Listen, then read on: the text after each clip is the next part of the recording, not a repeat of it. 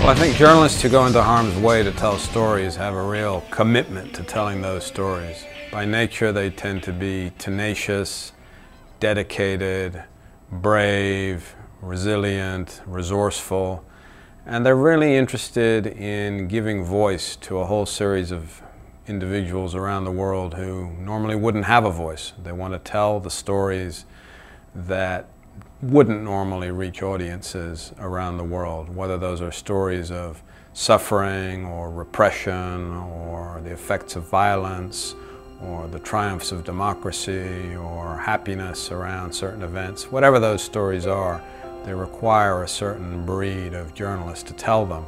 And those are the sorts of people that we're fortunate enough to have out there acting as witnesses on our behalf. I know all too well the personal price that can be paid by journalists working overseas. I lost my leg while working for the BBC in Iraq in 2003 when I stepped on a landmine.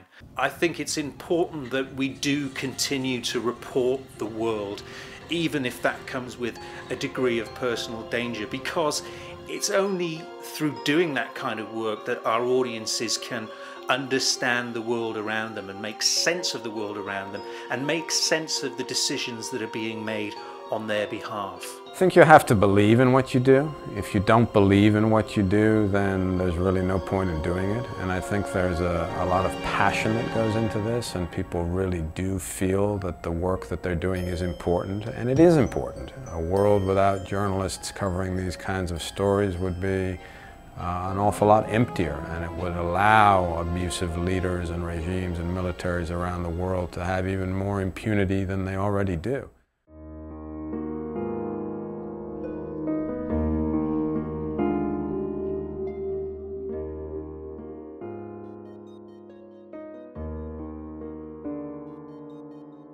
International news coverage is expensive.